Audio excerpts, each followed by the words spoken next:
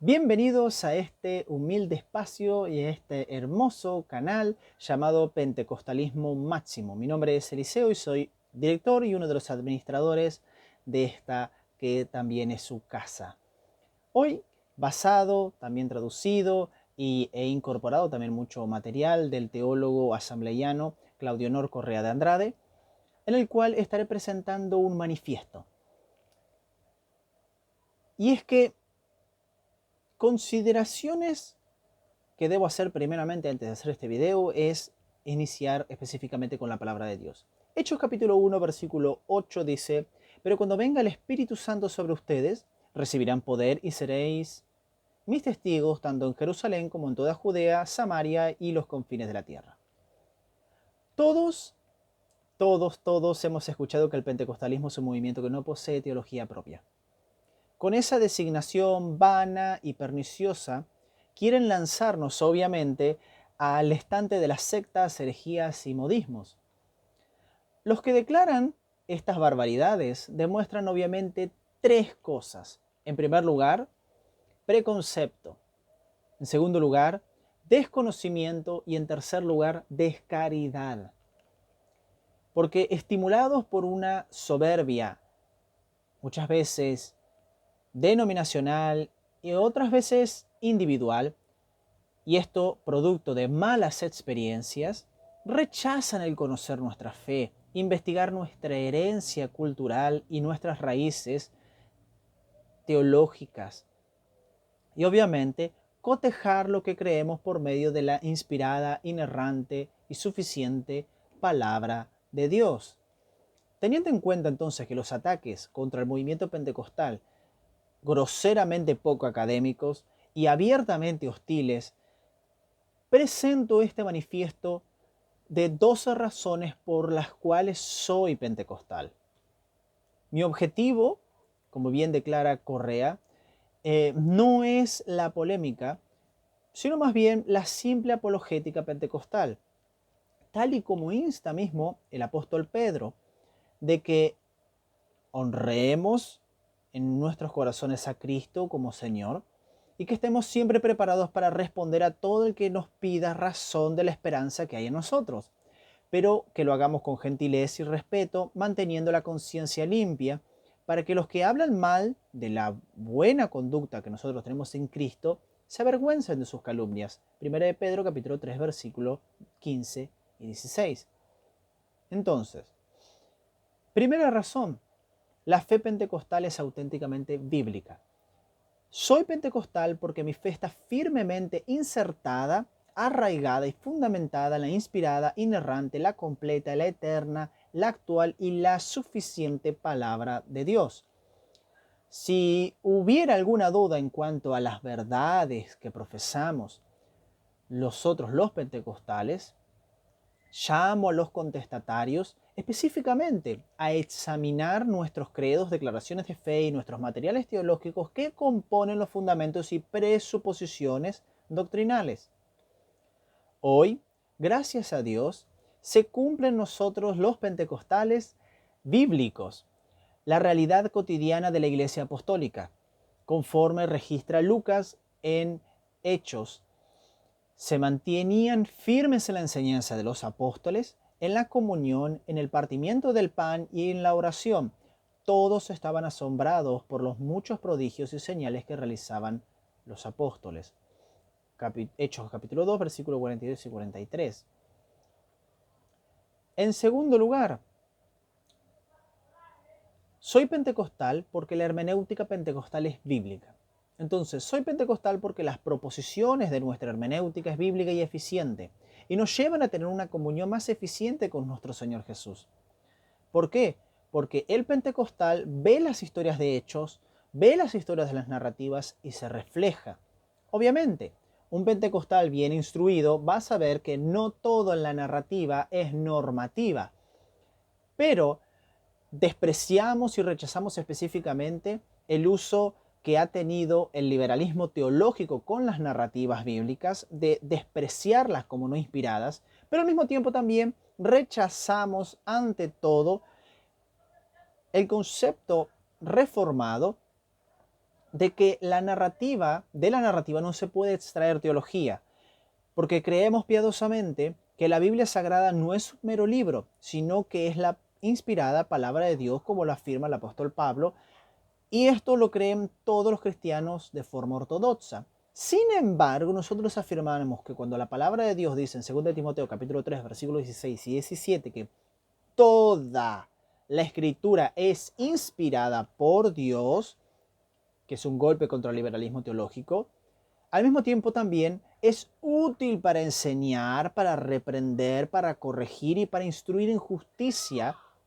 Significa que también las narrativas, así como las epístolas y demás, son también útiles para poder enseñar y para extraer doctrina teológica,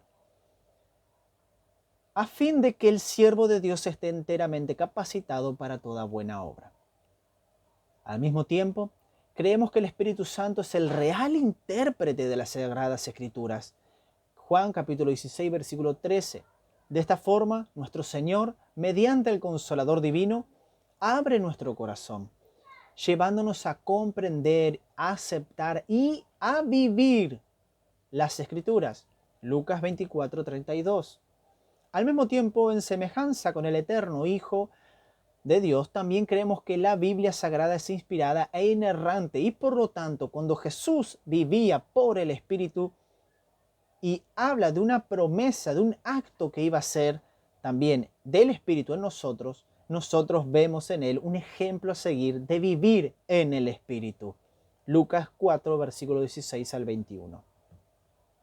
Nuestra exégesis, mis amados hermanos, no es dialéctica ni experimentalista, sino que está centrada en la proposición apostólica de que el que no tiene el Espíritu no acepta lo que procede del Espíritu de Dios, pues para él es locura. No puede entenderlo porque hay que discernirlo espiritualmente. En cambio, el que es espiritual lo juzga todo, aunque él mismo no está sujeto al juicio de nadie, porque ¿quién ha conocido la mente del Señor para que pueda instruirlo? Nosotros, por nuestra parte, tenemos la mente de Cristo. Primera de Crónicas, capítulo 2, versículos 14 y 16. ¿Significa esto que nosotros los pentecostales nos creemos suficientemente espirituales de una forma que los demás de otras denominaciones cristianas no pueden entendernos por eso? ¿Y que las demás denominaciones cristianas no tienen la capacidad espiritual que tenemos nosotros? No, sino que nosotros enfatizamos el papel que tiene Dios a través de su palabra en la experiencia, pero la experiencia no está por encima de la Biblia, obviamente. Pero aquella persona que tiene el Espíritu de Dios y ve señales, ve prodigios, ve lenguas, ve ciertas cosas que son del mover de Dios y tiene el Espíritu Santo dentro de sí, va a reconocer que eso es de Dios, se va a callar la boca antes de prejuzgar. En tercer lugar, a menos que obviamente tenga un prejuicio, y ahí ya queda con Dios, porque uno puede dudar, pero yo tendría cuidado cuando el Espíritu Santo en verdad está obrando más allá de nuestro razonamiento, de lo que nosotros querramos interpretar de lo que es el Espíritu Santo, y llamemos algo que es del Espíritu como que no lo es, como que simplemente un invento humano, o es del mismísimo Satanás, como cierto teólogo fundamentalista cree y acredita en sus libros. En tercer lugar, soy pentecostal porque la fe pentecostal se remonta a la Jerusalén apostólica. Soy pentecostal porque mi fe, además de bíblica, posee una genealogía que se remonta al glorioso día de Pentecostés en Jerusalén de acuerdo al texto canónico. Cuando llegó el día de Pentecostés estaban todos juntos en el mismo lugar. De repente vino del cielo un ruido como de una violenta ráfaga de viento y llenó toda la casa donde estaban reunidos. Se les aparecieron entonces unas lenguas como de fuego que se repartieron y se posaron sobre cada uno de ellos. Todos fueron llenos del Espíritu Santo y comenzaron a hablar en diferentes lenguas según el Espíritu les concedía expresarse. Hechos capítulo 2, versículos del 1 al 4. Entonces, las raíces propias de la interpretación y experiencia pentecostal están específicamente integradas y adentro y son extraídas de la Escritura. Y estas raíces se encuentran intrínsecas tanto en el Antiguo como en el Nuevo Testamento. Por eso, no se trata de un armado hermenéutico ni un artificio exegético, o de una pretensión teológica salida de la manga. Defendemos una auténtica obra del Espíritu Santo, la tercera persona de la Trinidad. Pero quizás se estén preguntando, sí, pero el pentecostalismo nace en el siglo XX. Ok, esperen, porque en cuarto lugar, mi fe pentecostal, y soy pentecostal porque mi fe pentecostal continúa creciendo desde la Jerusalén apostólica. Mi fe fue nacida como pentecostal en Pentecostés en el día de Jerusalén, pero continúa creciendo desde entonces. Si alguien entonces no acepta la continuidad del bautismo en el Espíritu Santo y los dones espirituales y ministeriales como una realidad bíblica para nuestros días, entonces le voy a pedir por favor que haga una exégesis fiel al texto, honesta y libre de preconceptos en la palabra de Dios, ya que, en efecto, la promesa es para ustedes, para sus hijos y para todos los extranjeros, es decir, para todos aquellos a quienes el Señor nuestro Dios quiera llamar. Hechos 2:39. Por lo tanto, no podemos asimilar simplemente que esto acabó en Pentecostés. Además, tengamos en cuenta que el bautismo en el Espíritu Santo, profetizado por Joel e inaugurado en Pentecostés, tendrá su culminación como evento escatológico en la segunda venida y no en los tiempos apostólicos. Leemos en la palabra de Dios: después de esto derramaré mi espíritu sobre todo el género humano, los hijos y las hijas de ustedes profetizarán, tendrán sueños los ancianos y visiones los jóvenes. En esos días derramaré mi espíritu aún sobre los siervos y siervas. En el cielo y en la tierra mostraré prodigios, sangre, fuego y columnas de humo. El sol se convertirá en tinieblas y la luna en sangre, antes que llegue el día del Señor, día grande y terrible. Estamos en el último tiempo y somos los testigos específicos de esta culminación escatológica que culminará con la venida de Cristo. Por lo tanto, no podemos aceptar el cesacionismo, porque el Señor Jesús continúa obrando, bautizando en su Espíritu Santo, curando a los enfermos y operando maravillas, desde las cuales también mismo soy testigo. Por lo tanto, puedo afirmar con toda confianza hermenéutica y exegética, teológica y bíblica, que lo mejor de Pentecostés está aún por llegar. En quinto lugar, la fe pentecostal es histórica. Quizás digan, bien, pero el pentecostalismo, como bien dije, nace recién en el siglo XX en Azusa o con Parham. Y la realidad es que soy pentecostal porque además de mi fe, esta tiene raíces, además de bíblicas, también históricas y geográficas, iniciándose en Pentecostés y hasta los confines de la tierra. Si alguna persona entonces aún cuestiona la continuidad del pentecostalismo como un movimiento del espíritu, no como un movimiento religioso que nace en el siglo XX, entonces, si alguien duda de esta autenticidad bíblica, que examine la historia de la iglesia y constatará de forma indudable que la obra pentecostal del Espíritu siempre acompañó a la iglesia después del cierre del canon y la muerte del último apóstol. Y más allá de la diversidad que hay dentro del mismo pentecostalismo, con el tema de las lenguas, si son o no la señal única del bautismo en el Espíritu Santo, nadie puede negar que el bautismo en el Espíritu Santo, como un revestimiento, o sea, su esencia, el propósito del bautismo mismo en el Espíritu Santo, que no son las lenguas, sino que la esencia y el propósito del bautismo del Espíritu Santo es un revestimiento de poder para poder dar testimonio de Cristo. Nadie puede negar que esto ha sido derramado sobre grandes hombres y mujeres en la fe a lo largo de la historia para que tengan el valor de levantarse como Pedro en Pentecostés y predicar el Evangelio. Así, el movimiento pentecostal tiene sus raíces, y raíces también no solamente históricas, sino también teológicas, porque el pentecostalismo es una evolución del pensamiento wesleyano el movimiento de santidad, la teología de los avivamientos, el pietismo, la reforma protestante, el montanismo y el milenarismo, etc. Pero al mismo tiempo es una reacción, consciente o no, al racionalismo moderno, a la escolástica, al nominalismo, al clericalismo, etc. Así como el pentecostal es una mezcolanza, un hibrismo de varias tradiciones, también otras corrientes cristianas también sufren influencias teológicas de la misma naciente tradición pentecostal. Y es que el movimiento del Espíritu no está acaparado simplemente en el movimiento pentecostal. En sexto lugar, la teología pentecostal es defendida por teólogos de renombre. Soy pentecostal porque nuestra teología no es mera emocionalidad o experiencia.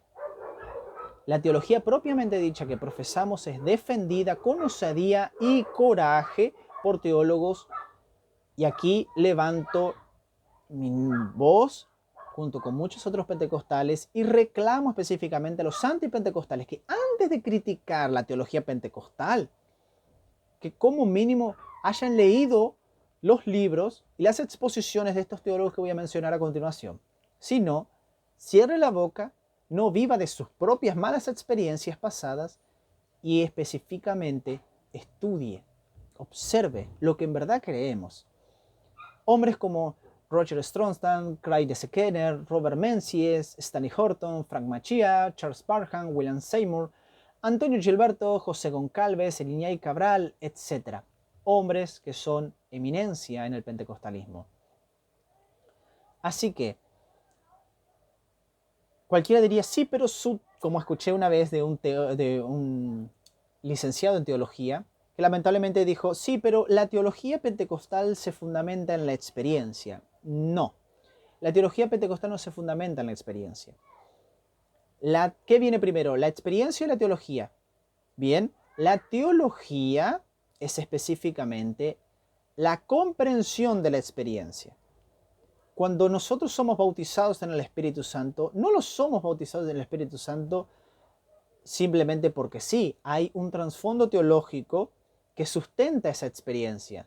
Porque yo puedo estar hablando en supuestas lenguas o puedo estar sintiendo algo del Espíritu, pero eso está fundamentado en la palabra de Dios. Entonces, como lo dice la palabra de Dios, como es una promesa para mi vida de que voy a ser bautizado en el Espíritu Santo y que voy a tener energías, valor, sagacidad para predicar el Evangelio, entonces yo acepto esa experiencia. En séptimo lugar, el principio regulador pentecostal. Y aquí me meto un tema complejo. El pentecostalismo específicamente es complejo y no se puede generalizar porque es un movimiento enorme. Por lo tanto, ojo con aquellos que simplemente porque hablan un poquito de ahí nomás de la historia del pentecostalismo, que sacaron de Wikipedia, y con un prejuicio basado en malas experiencias que han tenido, y tienen un estereotipo, engloban y dicen, los pentecostales creen. Ojo, mucho cuidado. Y es que el pentecostalismo es muy complejo y no encaja en estereotipos. Y como principio regulador sobre cómo debe ser la regulación del culto, voy a dar un ejemplo que es lo que pasó en la teología de los cultos desarrollada en las Asambleas de Dios de Brasil en la década de 1990. Cuando explotaron el tema de las coreografías y los bailes en el culto, como muchas iglesias pentecostales tienen y muchas que se dicen pentecostales también. ¿Y qué sucedió? Las asambleas de Dios, la gran mayoría, saltaron a rajatabla diciendo que eso no se podía hacer. Y eso lo prohibieron. ¿Por qué? Porque es un elemento que no está en el culto del Nuevo Testamento. Y asimismo, muchas veces he escuchado a pastores decir que el aplaudir también no es parte de un elemento de una adoración, mismo del Nuevo Testamento. Y yo vengo de una iglesia, Asamblea de Dios, en donde estaba prohibido el aplaudir.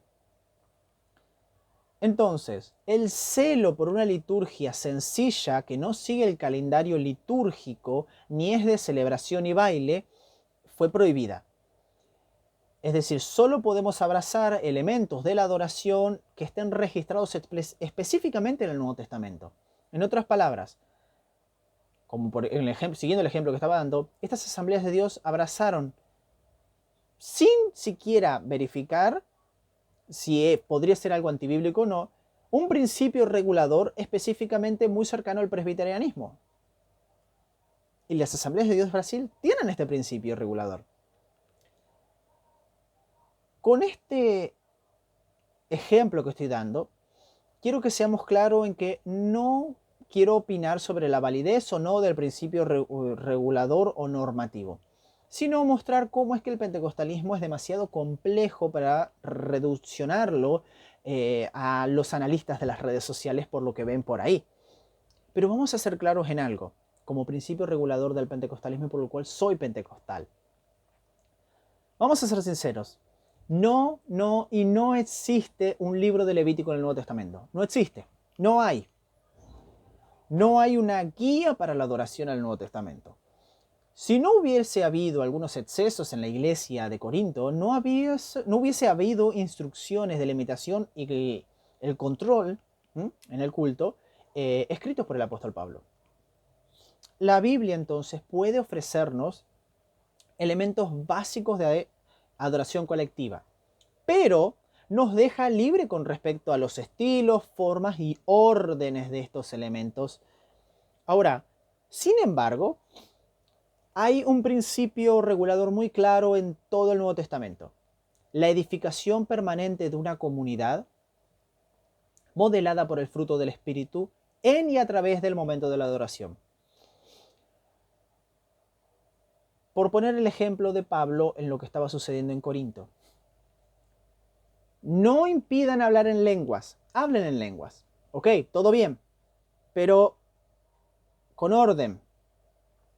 Es mejor que profeticen a que hablen en lenguas porque el que profetiza habla a la comunidad, se edifican todos, pero el que habla en lenguas habla misterios con Dios, a menos que haya un intérprete y así pueda edificar. Entonces, Pablo está diciendo, si todos hablan en lenguas y nadie interpreta, solamente aquellas personas que están hablando en lenguas se están edificando. Pero tu hermano, como no todos hablan en lenguas, o sea, en el seno de la comunidad, en el contexto eclesiástico, no todos hablan en lenguas, no porque no todos vayan a ser bautizados en el Espíritu Santo si que eres evidencialista. Sí o no, yo lo soy. Pero en el caso no todos hablan en lenguas porque no todos han sido bautizados con el Espíritu Santo y no todos tienen el don de hablar en lenguas. Entonces, ¿qué pasa con ese hermano que no habla en lenguas? Ten amor. Por eso el punto del capítulo 13 en Primera de Corintios. Amor, antes de empezar por el tema de las lenguas, ten amor por tu hermano que no habla en lenguas y no se está siendo edificado. 1 Corintios capítulo 14, 26 y 33 dice, y esto es lo que presenta Pablo, como que puede haber en los cultos. Cuando se reúnan, cada uno puede tener un himno, una enseñanza, una revelación, un mensaje en lenguas o una interpretación. Todo esto debe hacerse para la edificación de la iglesia, porque Dios no es un Dios de desorden, sino de paz. Ojo. En octavo lugar, el movimiento pentecostal cree y predica un completo evangelio de Cristo. Soy pentecostal, mis amados hermanos, porque el mismísimo Jesús me ha salvado con su preciosísima sangre. También me ha bautizado y bautiza en el Espíritu Santo, tal y como lo declara el apóstol Pedro en su sermón pentecostal. Arrepentíos y bautícese cada uno de ustedes en el nombre de Jesucristo para perdón de sus pecados, y recibirán el don del Espíritu Santo. En efecto, la promesa es para ustedes y para sus hijos, para todos los extranjeros, es decir, para todos aquellos a quienes el Señor nuestro Dios quiere y ha querido llamar. Al mismo tiempo, ese Jesús que salva y bautiza con el Espíritu Santo también es un Dios que interviene en la historia. Nosotros como pentecostales creemos en un Dios intervencionista, que en su soberanía cura, sana, hace milagros. Está en Dios el hacerlos. Él interviene en la historia.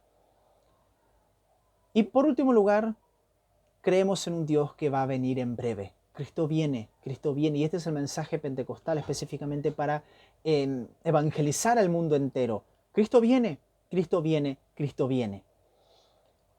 En noveno lugar, el poder del Espíritu Santo es indispensable para evangelizar.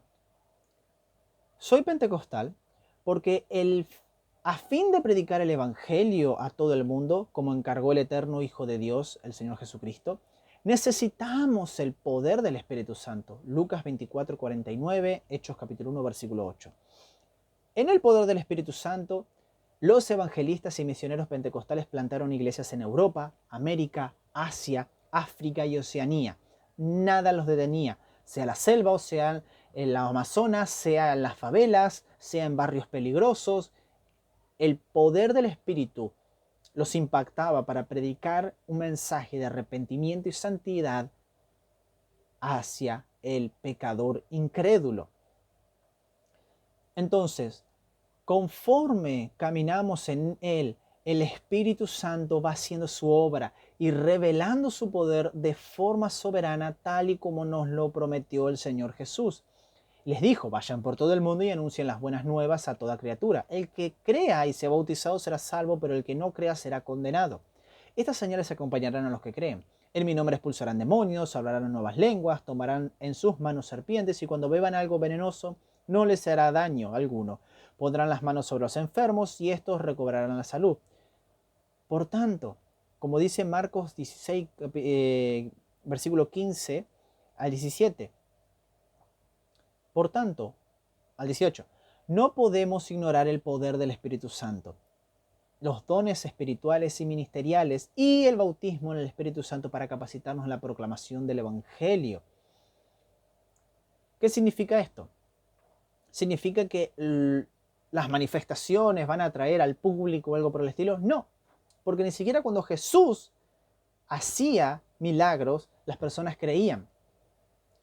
Pero las manifestaciones de Dios son testimonio de que Cristo interviene en la historia, de que Cristo y que Dios están ahí. Al mismo tiempo, el bautismo en el Espíritu Santo es específicamente en esencia para evangelizar, para proclamar a Cristo. Y si vienen las demás cosas, como dice la palabra de Dios en Marcos 16, que señales van a acompañar a los que crean, entonces, de 10, ¿por qué prohibir esto? Necesitamos el poder del Espíritu Santo. Lo necesitamos. En 10º lugar, la obra pentecostal es un testimonio vivo. Soy pentecostal porque vengo observando la semejanza de lo ocurrido en Pentecostés desde mi niñez. Por lo tanto, esto me lleva a proclamar y creer en la actualidad del bautismo en el Espíritu Santo y continuación de los dones espirituales y ministeriales, y obras portentosas y por medio de la intervención de Dios en los cultos. Por lo tanto, necesariamente es imposible no creer al ver la obra. Muchas veces hay personas que no creen porque en su medio no viven no han vivido esas experiencias. O muchas veces han visto cosas que en realidad han sido mera fantasía. Bien, aguarden un poco. En 11º lugar, mi testimonio personal. Soy pentecostal porque yo mismo recibí el bautismo en el Espíritu Santo con señal de hablar en lenguas, en conformidad y el padrón de Hechos de los Apóstoles. Hechos capítulo 2, versículo 4, capítulo 4, versículo 45 al 46, capítulo 19, versículo 6. Racionalmente, antes de recibir mi experiencia, verifiqué las Escrituras y no fueron las lenguas las que me convencieron. No lo fueron. Sino lo que me convenció de que había sido bautizado en el Espíritu Santo fue el deseo ferviente que surgió en mí de comenzar a anunciar el Evangelio sin ningún temor alguno. Además, soy un testimonio vivo de un milagro y creo en ellos, tal y como dice la Escritura. Escrito está, creí y por eso hablé. Con ese mismo espíritu de fe también nosotros creemos y por eso hablamos. Segunda de Corintios, capítulo 4, versículo 13. Pero, siguiendo las recomendaciones bíblicas, confronto las declaraciones proféticas de nuestro medio para ver si son contrarias a la Escritura, tal y como lo declara Pablo en 1 Corintios capítulo 14, versículo 29. En cuanto a los profetas, que hablen 2 o 3 y que los demás examinen con cuidado lo dicho. Y también lo dicho por el evangelista Juan. Queridos hermanos, no crean a cualquiera que pretenda estar inspirado por el Espíritu, sino sométanlo a prueba para ver si es de Dios, porque han salido por el mundo muchos falsos profetas. 1 Juan capítulo 4, versículo 1.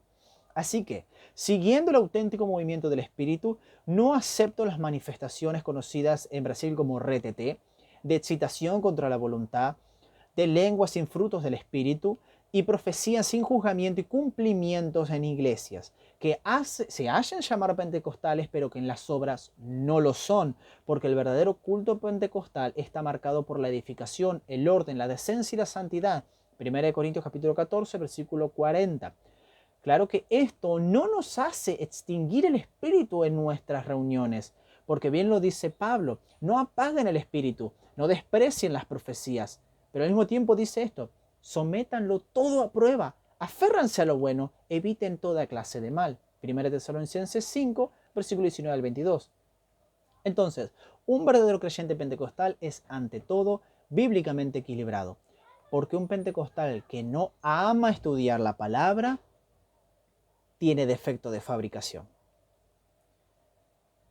Y razón número 12 para finalizar, Pentecostés es para todos.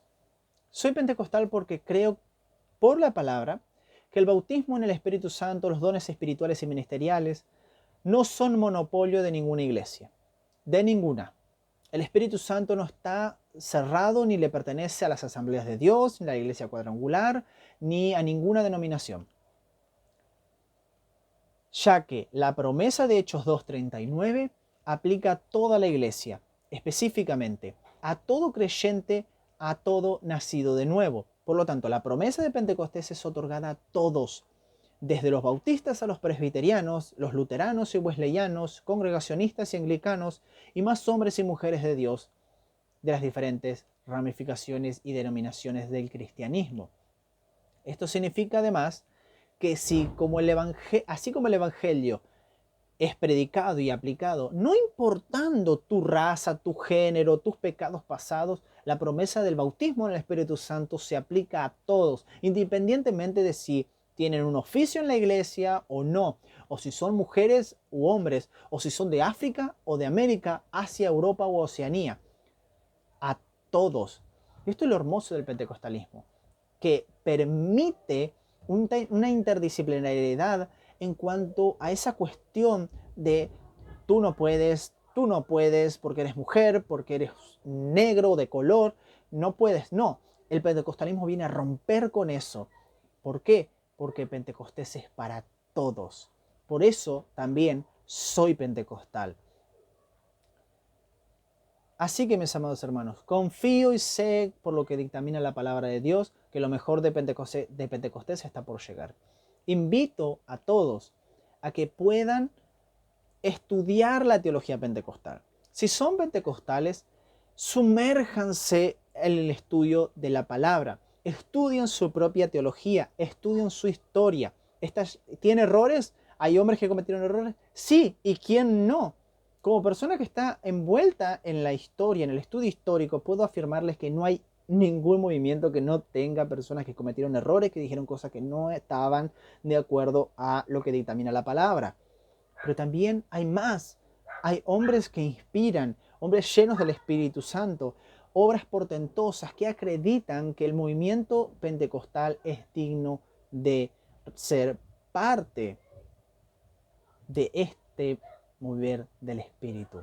Así que, mis amados hermanos, estas son 12 razones por las cuales soy pentecostal. No sé si te quedaste hasta el final del video o no, pero cuando escuches 12 razones por las cuales no soy pentecostal, o 10, o 20, ponte a pensar, ¿verdaderamente conocen la teología pentecostal? ¿Verdaderamente saben de qué se trata?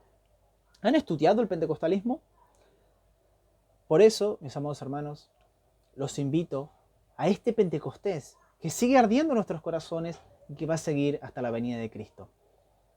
Nos vemos en el próximo video y recuerden que Jesús salva, cura, bautiza en el Espíritu Santo y está pronto por volver. Dios los bendiga.